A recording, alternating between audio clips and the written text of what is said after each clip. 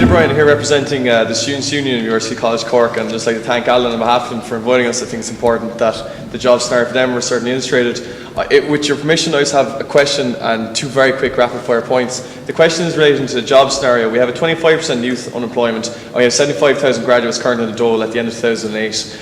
I get personally calls every day on it, and today I got a call from a counsellor, and I'm happy that Eamon talked about the heart, and I know that John talked about the attitude, that this person basically called on behalf of the students saying they want to work, they want to find jobs, but they can't, and all that they need at the moment is to find a job. I wouldn't say the biggest crisis at the moment facing UCC would be the doubling of PhD students, because currently they can't find a desk for the numbers they have. It is in fact job placement, because they cannot even find placement for jobs this year for students. So how are they going to find it when they now graduate and go into the sector, where the jobs are going to come from? And just two very quick points, because I think they lead into this as a funding issue, in that why is a country like Finland, who have free fees and all the rest of it, basically topping the Forbes competitive index for most competitive economies in the world 4 years out of the past 5, 2007 and 2006, they're the most competitive country in the world, and we're talking about reintroducing fees. And leading into that again, I suppose, to plug up the finances to find out where it's going to come from, if Donald Trump can suggest capital wealth tax in America at 14%, why can't we introduce a 5% capital wealth tax over 5 years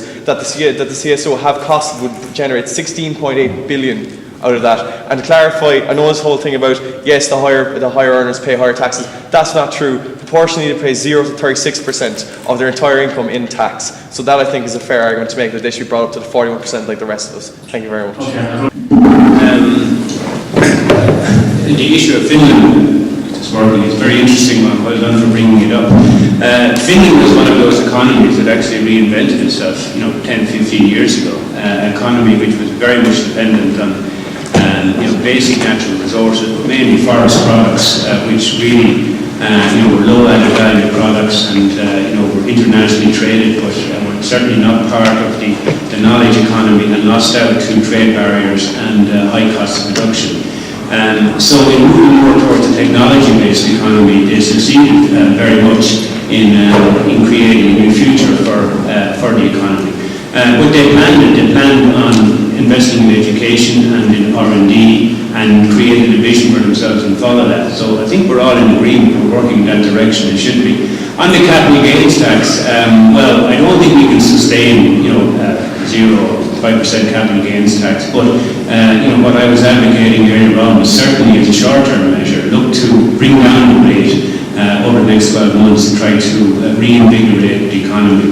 With respect to students coming out of Cork or any other university at the moment and willing to work, and I absolutely agree with you with that, there is no absence of work ethic in Ireland at the moment.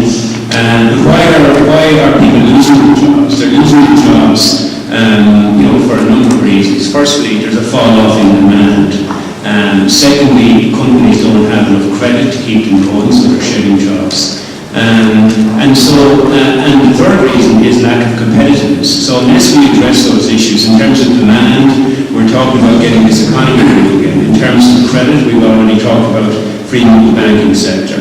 And in terms of competitiveness, we're all going to have to agree that our wage rates are out of sync with Europe, and our infrastructure costs are out of sync with Europe. So unless we address those, we will not move forward.